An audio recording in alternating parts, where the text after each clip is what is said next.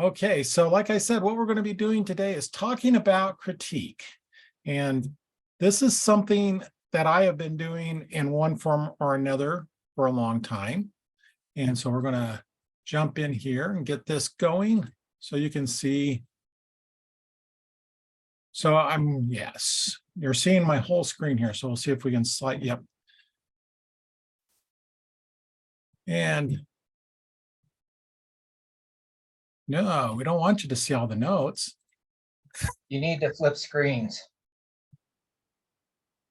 Yeah, you're talking to someone that's not really all that computer adequate. So how do I flip screens? I'm not sure. So I think we'll just do it this way. There we go. So that way you can kind of see everything. So what it is about critiques that people were asking me is, one was how to get them, how to properly get them, and how to get that information in a way that is most helpful. Hey, Dan, just pause for a second. Maybe you can get it real quick. If you were to go up to the slideshow button at the top, up here on the toolbar to your left, it says slideshow. If you up above, yeah, if you click on that, it should say play slideshow from beginning. Just click from beginning over on the far left, and it should. See, it's giving me all the notes here. Do you have two screens up, Dan? I do. Yeah, I use two screens. Yeah. So you need to, oh my gosh, it's been a while since I've done this. I was going to say, we should be okay with this if we want to just go on with it. But it's not cool enough. As long as you don't have any animations, I think we're fine. I do not have any animations. Then Johnny will be our animation and you should just push forward. Luckily, I have Johnny on the other screen, so I don't think you see him. No, we see it. Oh, I don't think it's on the recording though. So anyway, critiques, how to get the most out of it. And this is for, and it's by what you put into them. And that's what I wanted to put into this all the way. So here we go. So the one question when I was bringing this up was, why me? There we go. I don't want to add. What is going on? Okay, why me? So before I became the president of the chapter, I was the organizer of the critique for the chapter when we were running a lot of people and we were doing that. So I spent some time trying to learn about it. But I wanted to give, the other thing that I'm pulling from is my educational background, which I was a technical writer. I got a master's degree in professional communication, specializing in writing and editing. So there's a lot of involved there. My technical writing and background is involved with the work I did in government regulated industries. Be quite honest, I have written thousands of reports, investigations, standard operating procedures, all of which required to be critiqued by multiple individuals before we could get them approved and used.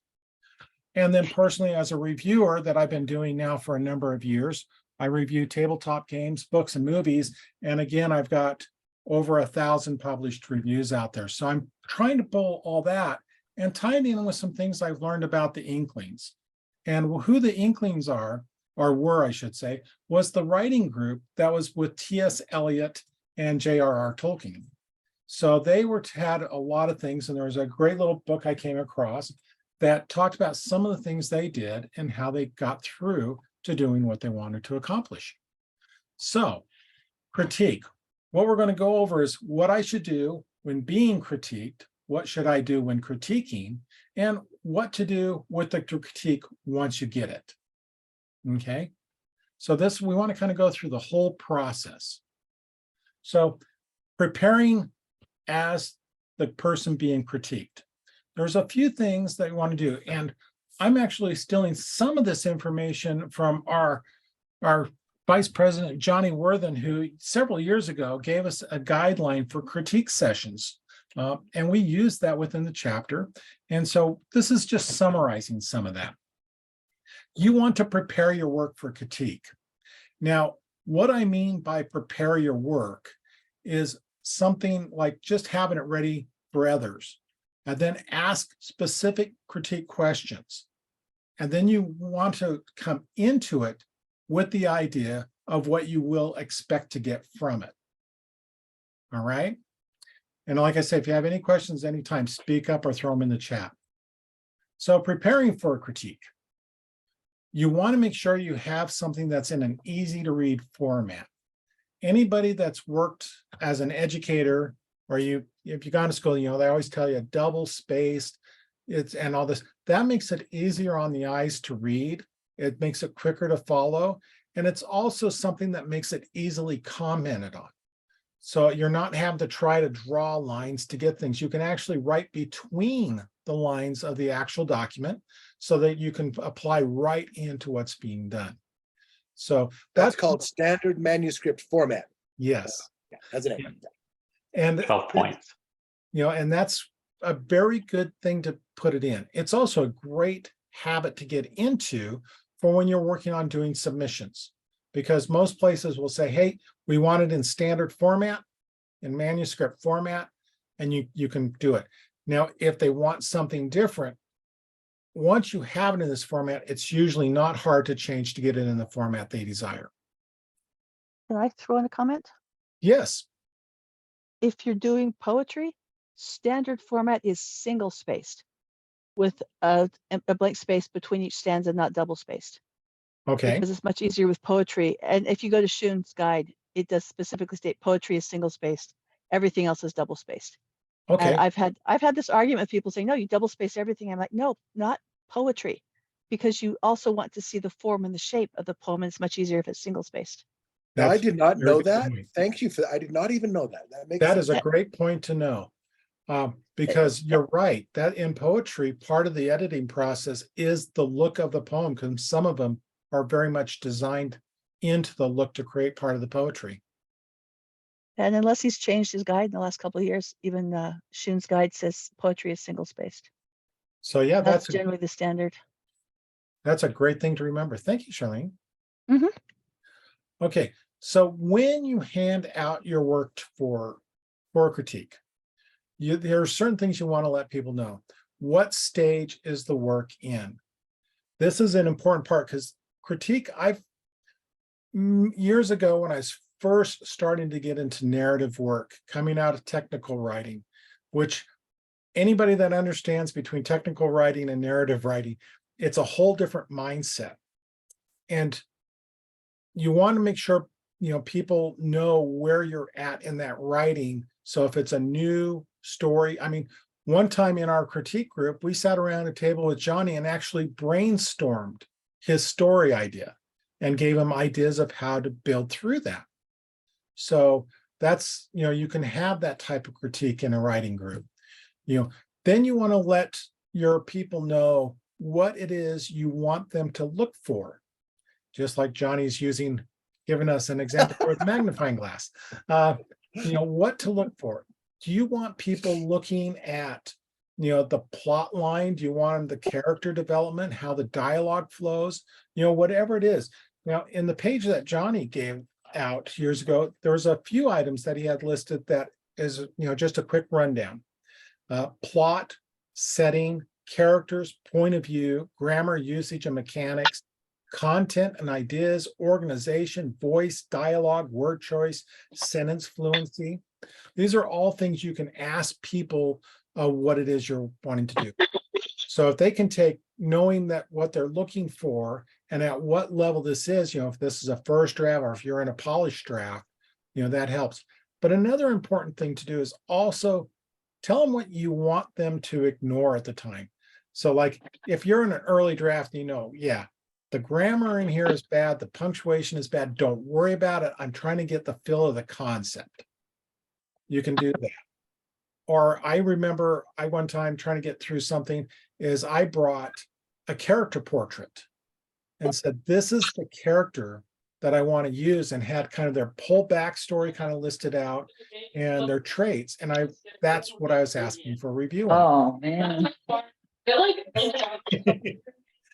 Right.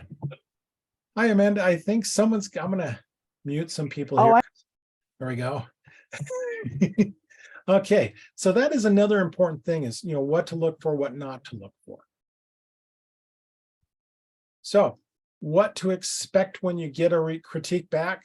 Expect everything, even if you didn't ask for it, because that's one thing people, especially all of us as writers, since we're always kind of going through our own, we're probably going to do the same thing. Even if you say, don't worry about looking at this, we're going to see it. Okay. And we'll give it, we'll write it out. One thing to try to do is try to stay away from negative feedback and come with constructive feedback and positive feedback when you're doing critiques.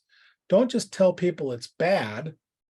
Tell them it's, it's just not working for you and why. Give them something to work on, something positive. And like I said, on the positive feedback, also find those good things that work for their piece. If they have something in there that's really nice that you really like, let them know that that is good.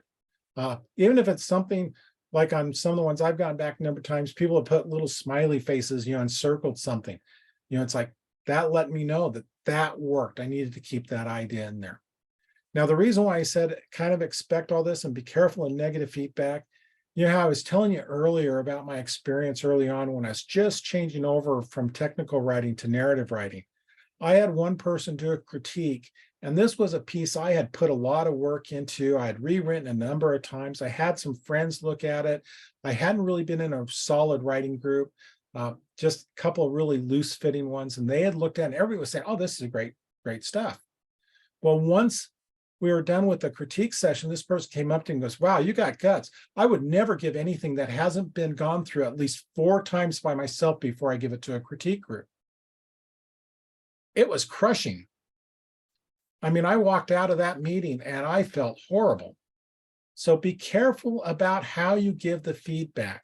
And on that, what I want to always make sure is make sure you give feedback about the work, not the person or the process of the writing, but just about the manuscript.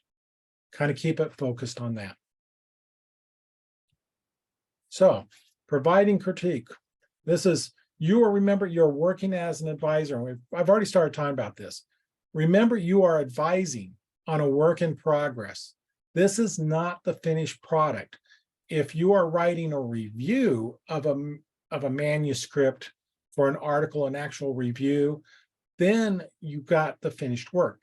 In a critique group, it's a work in progress. So everything we're talking about can be altered and changed. And that's what we're trying to help the author get to, is we want to get them to a point where they can find what it is that will make their story better. Now, understand the level of critique asked for. If it is, just we're going for a general outline on like Johnny's idea that we did, that was a great thing to look at and say, okay, here is my idea, and I think this is the one that Johnny actually just recently sold. You can nod your head, yes or no. It's about, yeah. So this is one, and it started out, he goes, what if these people are kind of down and out on their luck? Something happens, they end up killing a person, and they're going, how do we get rid of the body? We're going to go to a yard sale, and we're going to buy a freezer and stick the body in it so we can get rid of it. So they go and buy a freezer, they get the freezer home, and there's a body already in it. And that's where the story takes off from. So that leaves a lot of critique area. I mean, we had a lot of stuff just going, okay, what do we do with it? So we had that. Or if it's like, as we move forward, working for our anthology, if we have pieces that we've gone through several times, they're going, okay, we're in the polishing stage. Oh, that's actually another story, Johnny says, but the one that was worked at the Monkey Retreat, oh, is coming out in November. Okay, I had the wrong one.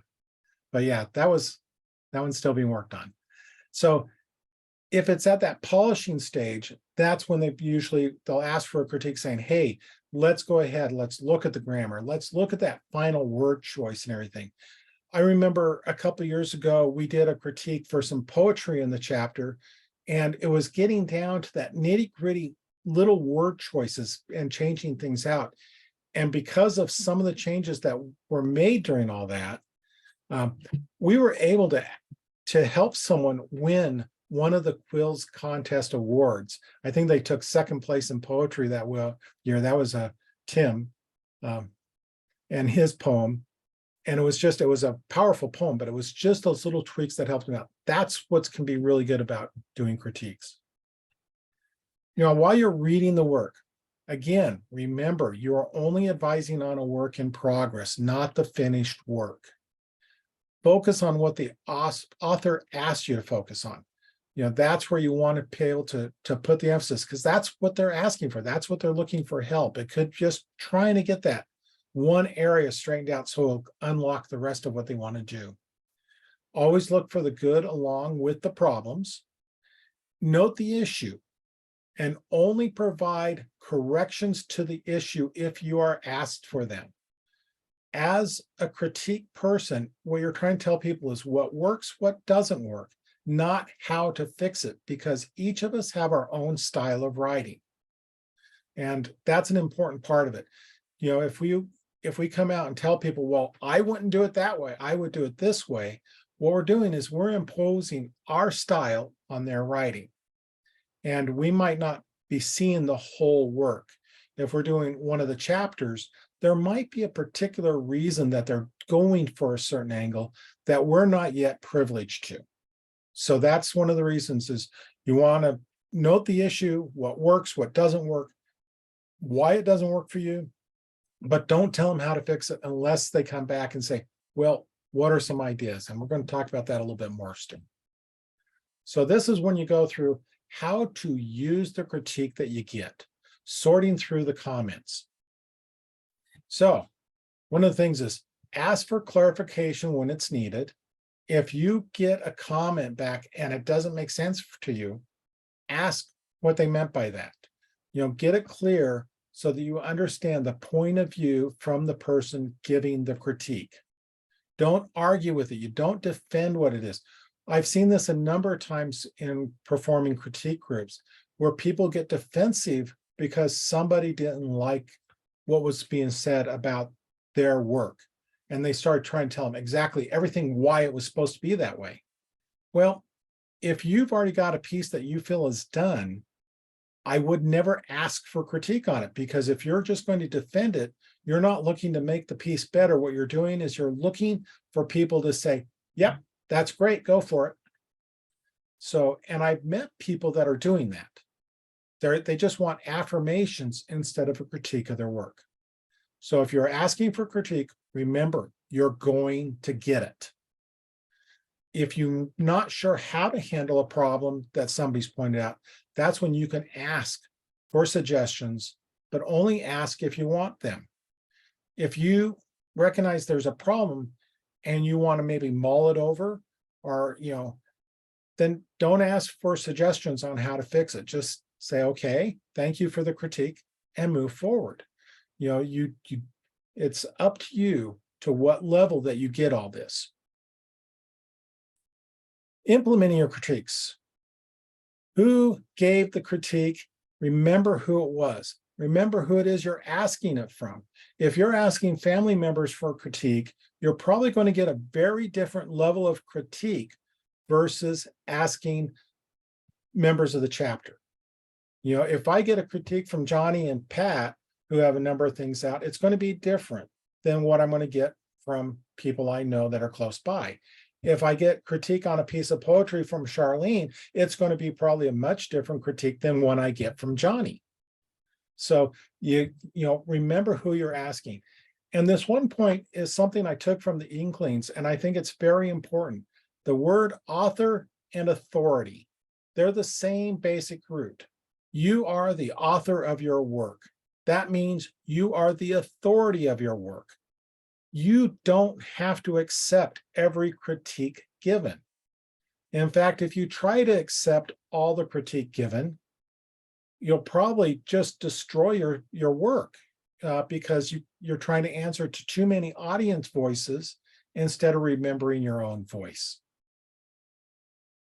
So in conclusion, as the critiqued, be willing to have more than one critique group or person. I found for me personally, this is really important, especially in some of my other writing. I'm going to go back to the technical writing. So to give you an idea of some of the things I did, I worked in the pharmaceutical industry. And I was many times assigned to write investigation and standard operating procedures, and other white papers about what was going on. Before I could get those reports, any of it approved, I had to go through an approval process, which meant critique process by usually the chemistry department, the engineering department, the operations department, the regulatory affairs department, the quality unit, quality engineering unit. I mean, there was a number of people always, and that was before it got to the approval process of management. So be willing to accept all those, because if you've got something unique in your story, your work that you need to kind of look at, yeah, you want someone that's unique to that area that can provide those insights. That's really the whole concept of having sensitivity readers right now for a lot of works. Is it's not so much you're trying to make sure that it's meant not harming anybody, but that you've got the information correct. Every time I've worked with somebody that's done any type of sensitivity reading, I haven't had it done for my work, but they have done it for others. There was more about making sure that either the voice of the character was correct or the information being presented was correct, so that they weren't playing off of fallacies that have been perpetuated. So that's the same thing there. It's having those different level of critiques from the different areas so that you can make sure you're getting the best work possible. Know what you would like people to consider. That goes back to the first. Make sure you know what you want them to look at, and that's what they're looking at. Be willing to consider the critique, even if you don't accept it, because you are the final authority in your work. In conclusion, as the critiquer, be honest and kind. You don't want to be, there's always the joke, oh, I gave it to my mom. My mom thought it was the greatest thing she ever read. Yeah, moms like their kids. I mean, we know that. That's very good. But if you are being asked to do a critique, be honest about it. Make sure you point out where you have problems, what works, but be kind. You don't have to jump on them saying, wow, this really sucks. I mean, there's better ways of saying it. Focus on the work. Don't get personal. You're being asked to critique their manuscript. You're not being asked to critique them as a writer. And remember, you are not the final authority. You are the person that is giving advice to a work in progress. So that brings us to the end. And I was going to open it up at this point for questions and discussions. So I'm going to stop sharing the screen and pull everybody back up on here. And please feel free to ask questions or make comments, open up to discussions to anything that you've had.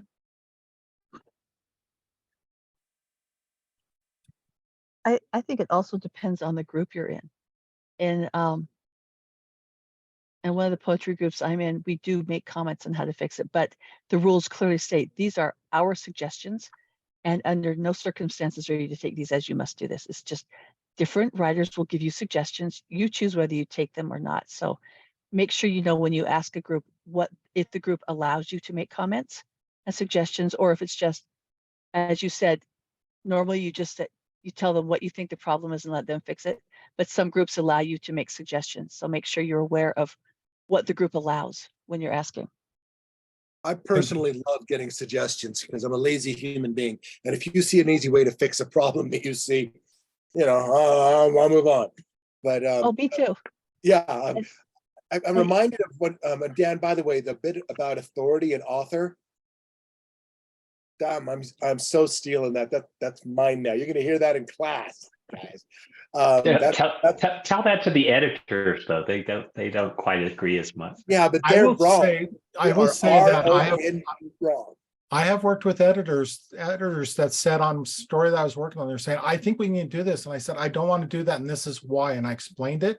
Mm-hmm. And they went, you're right. Yeah, the best editors I have, if you feel strong enough about it, you can put your heels in it. But often there's a reason why they're saying what they're saying. Which reminds me of, but that's at the editor stage. That's goes toward Robert Heinlein's rules. But I'm always reminded that the three, in college, I had a writing professor that said, when you get criticism, you have three possible reactions. The first one is to say, you're right, I must fix that. Second one is, you're right, I won't fix that. And there are a lot of reasons I've learned that that can happen. And the third one is, you're wrong. Thanks for your input, but you're wrong. And so, and all of them are, all of those answers are legitimate. You know, sometimes you just can't change something that you love, or sometimes you need it there for a different reason, or the editor doesn't see what you're doing with this reference, or maybe you're Cormac McCarthy and you don't give a shit about punctuation. You know? I think that goes back to, you're the author, you have the authority. Yeah, but also don't feel like you, and remember that all of writing advice is guidelines at best. Mhm. Just take it or leave it.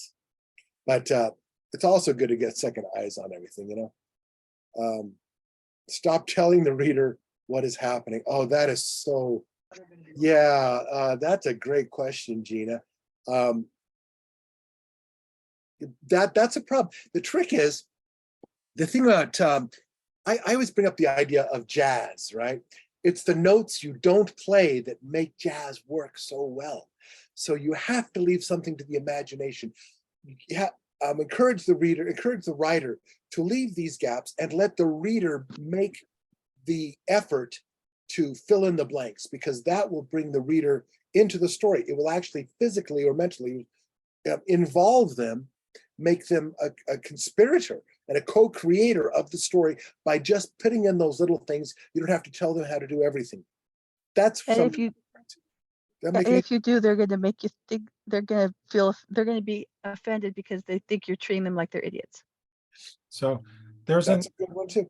I was going to say another thing, I think a way of answering this, because I'm looking at it maybe a little bit different, is that is maybe when you can write down, if you're doing the critique and you're going, oh, they're just telling. You might want to say telling, not showing.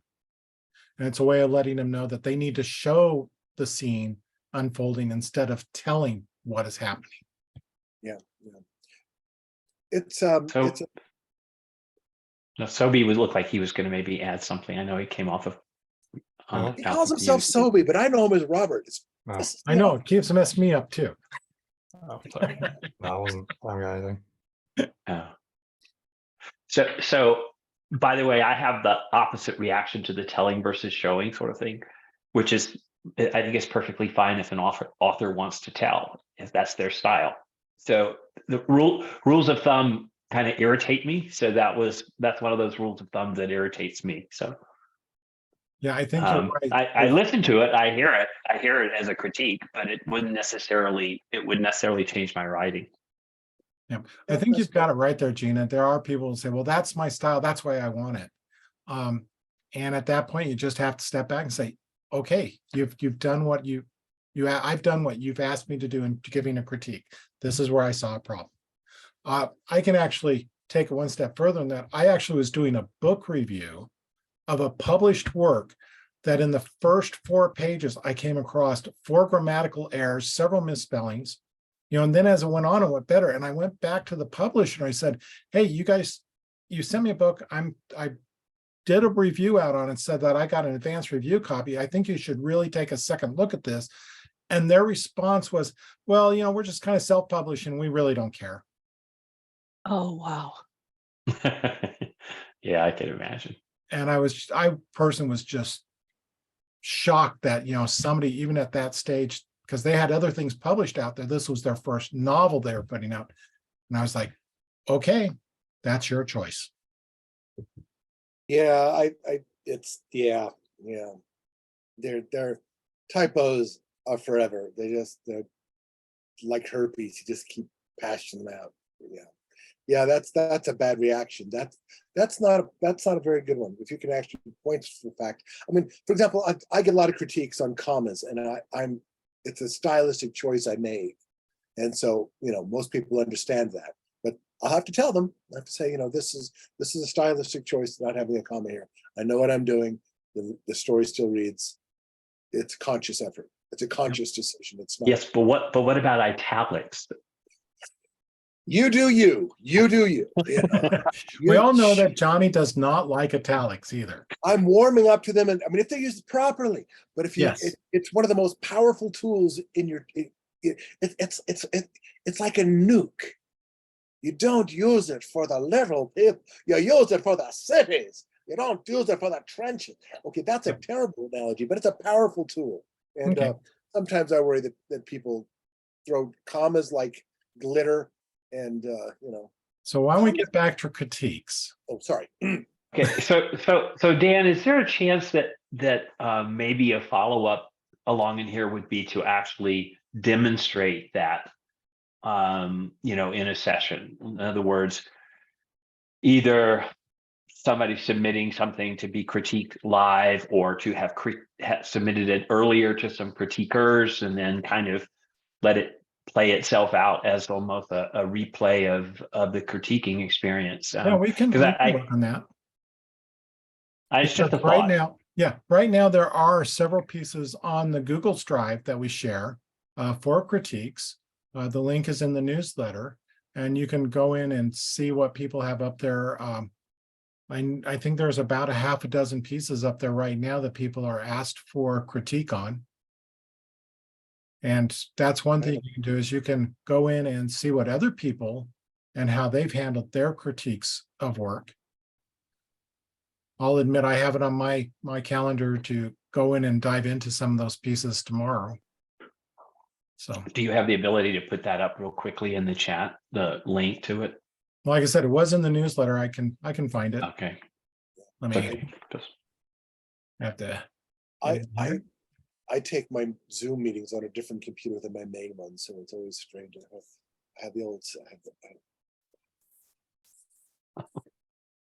Let's see.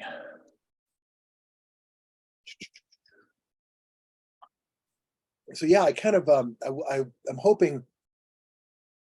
I'm putting together a new story idea, and so I've been trying to find good writing groups, because get people together. I mean, sometimes you can just brainstorm together ideas, and that's one of my favorite kinds of critique groups. That's one of my favorite kinds to just get together. I had one where just some details and give me a theme and go with it. I think that's very useful. I was thinking about where ideas come from and how you can continue with those things. So I highly recommend that you continue with those things. Oh, there it is. Melissa found. Oh, Melissa found Thank it. you. She got it Yeah. faster than me. Oh, there it is. Yeah, Thank you. okay. Check that out. Oh, yeah. All right. We got to get going on this. So just like what Charlene was saying, if you notice, there is a document in there too about what we consider general rules for critiques on the Google Docs. Just some basic etiquette rules. Oh, wow. So do we have any other questions or comments that people would like to add to this?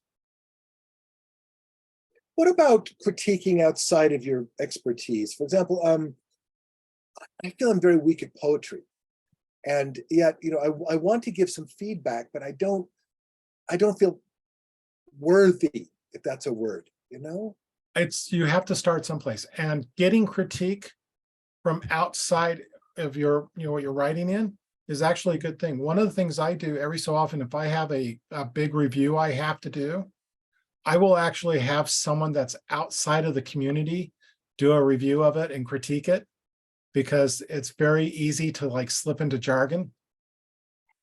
Well, okay, well, what if somebody asks me to read their poetry? Tell them, I'm new at this, so I'm going to approach it with my level of knowledge. Because that's what I do. So if you know me, I write a bunch of game reviews. And that's what I've done, is I've actually had someone that is a non-gamer read through it, so to make sure it made sense to them. And they'd come across stuff and go, this doesn't make sense. I have no idea what you're talking about there. And it was allowing me in my articles to say, okay, this is where I need to change it to make sure I'm catching the whole audience. Charlie, were you going to say something? Yeah, and speaking as a poet, getting someone who doesn't always understand the form or can tell you, does this make sense? Do you understand? Can you get what the meaning is? Even though in poetic form you don't spell it out quite as much, but what do they understand from it? Is it confusing? is it a word that maybe they don't understand? And you may want to do that anyway, because sometimes saying we'll look it up is not a bad response. But sometimes you can get a non-poet to go, I have no idea what you're talking about, or what you're talking about this. And it lets the poet know that maybe they need to change a little bit, because you're not always going to be having poets read your poetry. You're going to have people who like to read your poetry. So you need that other viewpoint as well. Okay. And then if you want to flip it around, Johnny, and do some writing of poetry, we've got some great poets in our chapter, because we have 3 of them right here on screen with us. And that's because Talissa's not here either. But we have Robert and Charlene, who are in the anthology with poetry. And Gina, who has been selected at the Quills conferences, performed at the open mic and has been awarded there for her poetry. Let's have some classes on poetry. We have talked can. about that. Okay. And we were trying to reach out. Charlene had kind of mentioned that she would be maybe interested in helping us on that. I actually do a presentation on teaching basic poetic forms, practicing writing basic poetic forms. Okay. So do we have any further questions or comments that we want to do critique? I thought maybe we would just open it up. I really do like to get to know newer members and others Okay. that I don't know. Is So there what- anything if- that? Before we get into that, I wanted to make sure. No, it was about critiquing. I was Oh, okay. just curious of, somebody, Jay, I recognize you, but I don't know how long you've been. Like, is there an element of your writing that you feel like critiquing would be helpful, or, where do you go for critiques or feedback? I think my experience has been the same as what we've been hearing. I just try to go to people that I know are going to give me feedback, and I think I'm really good at just sitting and listening and the asking clarification questions. I get really frustrated when I'm reciprocating and I'm giving feedback and they want to defend That's a tough one, yeah. what's going on, and that's where I try to pick my writing groups carefully for that. But yeah, I think that's the most important, is just, take the feedback for what it is. You can do whatever you want with it, but it's just there to educate you. Yeah, I'm curious if you or others get good feedback from what I would say non-writer critiquers. I do, but Oh yeah. I get it from select reviewers. Yeah, some are good at it, some are not. Where do you? My group is a crossover. I've got some writers and I've got some that I know are heavy readers. And I know some people that are outside the genres of stuff I usually write. And they're good to have on hand too, just because, like we were talking about earlier, they bring a whole different perspective. Yeah. Okay. If we're done, what I was going to do is I'm going to stop the recording, and then we can move on to other things and just kind of open up discussion for other areas. Okay,